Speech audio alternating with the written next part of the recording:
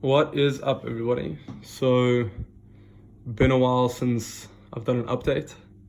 Recently, I'd say in the last 6 or 7 days, I was fortunate enough to stumble upon a deal for this Boyu Tl 550, which is a significant upgrade from the previous tank, particularly because of the water volume. The previous tank was about 55 liters plus minus of just water. Obviously, with displacement from the rocks in the sand and all that, it probably was a bit closer to 45 liters. This, on the other hand, even with the displacement, I could say it's probably sitting at about 115 liters to 120 liters of pure water volume. So quite a big upgrade in that sense. Rescape has happened, obviously. Bought some extra pieces of rock and been fooling around with the corals a little bit for the last couple of days. That's why I haven't really posted any videos. I've been trying to find where everything was happy, and at this point in time I'm pretty satisfied with the way that the tank is going. So as we can see here, little firefish clowns and my bicolor blenny have moved over. Everything's doing really good. All the LPS, particular my micro moose Lord Hoenses, my Acan Lords, what they are also referred to, they're nice and puffy. My torch coral over here, nice and puffy, bit hard to see, but my frog spawn over here also nice and puffy, and tentacles are nice and extended. Polyps are extended, sorry. My GSP in my previous tank wasn't doing too well. The polyps were hardly extended and seemed to shy away. In this tank, on the other hand, I think it might be because I've obviously done a bit of an upgrade to my light as well. There is noticeable polyp extension. My anemone, for some reason, has decided to climb up the back wall. Yeah, my plating coral was bleaching out in the previous tank, probably, like I said, because of the change in light, change in water, the whole situation. That's not doing really good. It's the bleaching is recovered, and there seems to be some portions of the edge that are turning white again, which is a sign of growth.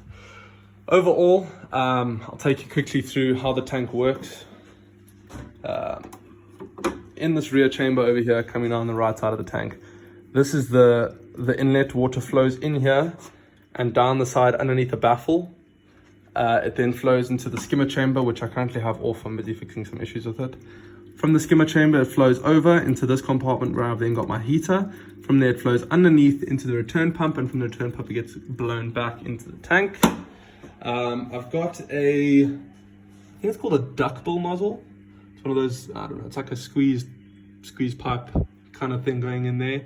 And the pump is rated for 1,200 liters per hour. So it's roughly a turnover rate of 10.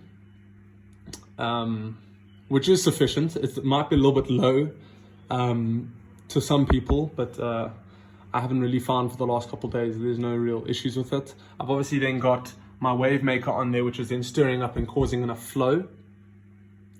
What else? Plans for the tank.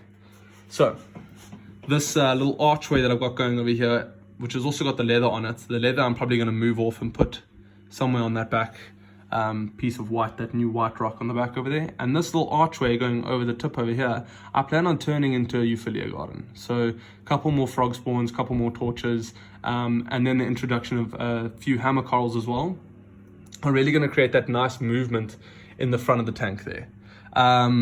Also planning on adding in a couple of different variations of these Acan Lords, micro moose Lord Hoenses, maybe some greens, some purples. Even if I could find a yellow or something along those lines, I want to add them in here and really grow out sort of an Acan garden in this point over here. This rock over here, I've already got some new zoas that I've just put in. They haven't been happy, they aren't opening up yet. Don't really know what the reason for that is, but I've got my other two zoas over here. Plan is to turn this front portion over here into a zoa garden. I'm a big fan of gardens, if you can't tell the trend. Then on this side over here, we've got a rock that's got a blue discosoma mushroom on top, Recordia mushroom on the side over here, and then an assortment of other small little mushrooms on the side over here. So I want to turn this sort of rock also into my mushroom garden. Obviously I know mushrooms are pretty prone to flying off and settling in other places of the tank. Not really phased by that. I want this tank to look super natural and very organic. So if that happens, so be it. I've only got one SPS coral in here, which is that plating red Monty cap up at the top there. I think once this tank starts showing some signs of maturity, I do plan up on that top ridge over there to add in a few more pieces of SPS, maybe some bird's nest, milliporas, that's like those sort of things. Maybe even some Montipora digis or something along the lines. But yeah, big upgrade. Super happy with how it's going so far. It's interesting to see how much more stable everything seems to be. Like the temperature, for example. My temperature used to hover between 24 and 26 degrees. Now it's staying pretty much consistently between 25.5 to 26. So there isn't as much of a fluctuation in the temperature. Salinity, obviously this tank has got a nice hood on top, and that traps in a lot of the evaporation, which is leading to me not having to fill up with my fresh water as often. So big advantage in that.